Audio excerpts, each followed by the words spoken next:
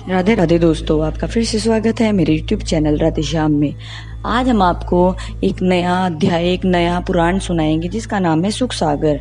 वो सुनाने से पहले मेरी आप सबसे विनती है कि आप मेरे चैनल को लाइक, सब्सक्राइब और शेयर करना ना भूलें, ताकि हम आपके लिए अच्छी अच्छी पुराने ला सकें। राधे राधे। राधे राधे दोस्तों, आपका फिर से स्वागत है मेरे YouTube चैनल राधे श्याम में। आज हम आपको आगे की कथा सुनाते हैं।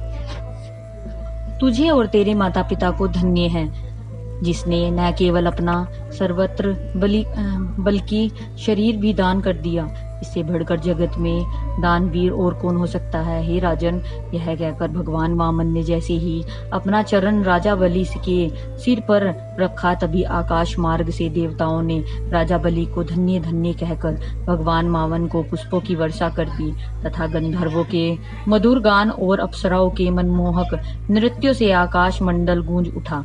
इस सुखद समाचार को सुनकर भक्त प्रहलाद जी की भी आ गए और भगवान वामन की स्तुति कर बोले, हे प्रभु, आपने मेरे पोते के समक्ष मंगत बनकर और उनका वचन चूर्ण करके ना केवल उसे बल्कि मुझे और मेरे कुल को यश के सर्वत्र शिखर पर चढ़ा दिया है।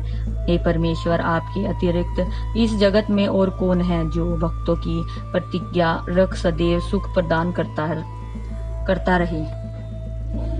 हे परमेश्वर, आपके अतिरिक्त इस जगत में और कौन है जो भक्तों की प्रतिज्ञा रख सदैव सुख प्रदान करते रहे। भक्त प्रहलाद जी के मुख से यह वचन सुनकर भगवान वामन जी बोले,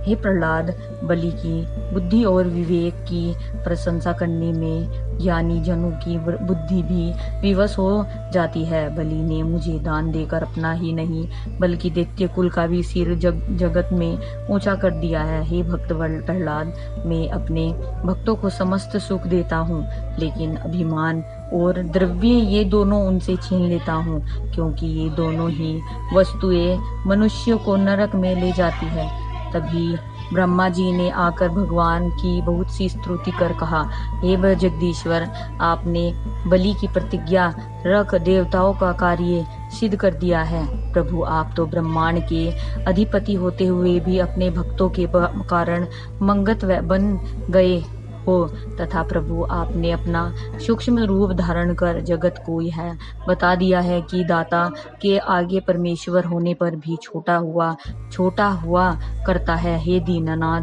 भक्तों के हित के लिए छोटा बनकर मांगने में भी जब आप लज्जा नहीं करते, तब जगत के प्राणी क्यों ना आपका धन्य करें। इसके पश्चात दैत्यराज बलि और उनकी पत्नी रानी विद्यावली भगवान वामन की स्तुति कर बोली, हे दीनानाथ, हे जगदीश्वर, आपने हमें अपना दास बनाकर हमारी प्रतिज्ञा रख कर जगत में हमें खूब यश प्रदान किया है। राजा बलि और रानी विद्यावली के मुख से यह वचन सुनकर भगवान वामन प्रसन्न होकर बोले, हे राजा बलि, मैंने तुम्हें सुतल लोक का राज्य दे दिया है और आपके लिए वहां पर समस्त सुख के समान उपस्थिति कर रख दिए हैं तथा मैं अपने वामन रूप से सदैव आपके द्वार की रखवाली करूंगा। अब आप आनंद पूर्वक परिवार सहित वहां जाकर रहो तथा मेरी कृपा से अब आपकी दैत्यों जैसी बुद्धि नहीं रहेगी। श्री सुखदेव जी बोले, हे राजन, राजा बलि भगवान वामन के मुख से यह वचन सुनकर उनकी इस प्रकार स्तुति करने लगा, हे दीनानाथ, आपके जिन चरण कमलों का बड़े बड़े योगीश्वर वैद्य ऋषिवर ध्यान करते हैं और हजारों वर्ष तपस्या करने पर भी उनके दर्शन अति दुर्लभ होते हैं, आप वे ही अपने पावन चरण कमल मेरे सिर पर रख चुके हैं। हे जगदीश्वर, मुझे तो अपने आप को बहुत ही भाग्यशाली समझना चाहिए। फिर इसके पश्चात राजा बलि ने अपने दादा भक्त प्रहलाद जी को हाथ जोड़ प्रणाम किया। भक्त प्रहलाद जी ने खुश होकर अपने पोते बलि को खुशी से गले लगा लिया और उनके ज्ञान की खूब प्रशंसा की। फिर भक्त प्रहलाद जी भगवान वामन से बोले, हे जगदीश्वर, आपके पावन चरण कमल जिनका ब्रह्मादिक देवता और बड़े बड़े योगीश्वर आठों पहर पर ध्यान करते हैं, राजा बलि ने धोकर उनका चरणामृत लिया है। हे जगदीश्वर, आप कभी भेदभाव नहीं करते, सदैव अपने भक्तों की रक्षा करते हैं। प्रभु, यदि आपके यहाँ ऊंच नीच का विचार होता तो हमारे जैसे अधर्मी असुरों को तो स्वप्न में भी आपके दर्शन नहीं हो सकते थे।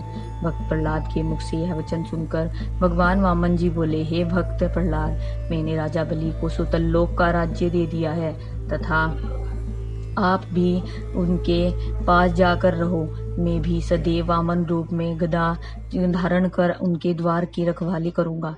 अतः आपके और हमारे सम्मुख सदैव परस्पर दर्शन और सत्संग हुआ करेंगे। श्री सुखदेव जी बोले, हे राजन, इस तरह भगवान वामन की बहुत ही सी स्तुति कर राजा बलि और उनके परिवार सहित भक्त प्रहलाद जी सुतल लोक को जाने लगे। उसी समय दैत्य गुरु शुक्राचार्य जी वहां आ गए और भगवान वामन जी की स्तुति करने लगे। हे दीनानाथ, हे परमेश्वर, मैंने सांसारिक मोह माया में फंस राजा बलि को शुभ कार्य करने से रोका था, लेकिन इसने मेरा कहा न मानकर आज संपूर्ण जगत में यश और अचल राज्य प्राप्त कर लिया है। अतः मैं भी उस अपयश का भयानक दंड अपनी एक आंख गंवाकर पा चुका हूँ। हे जगदीश्वर, मैं आपसे हाथ जोड़कर विनती करता हूँ कि मुझे अब कभी ऐसी कुबुद्धि न दीजिए।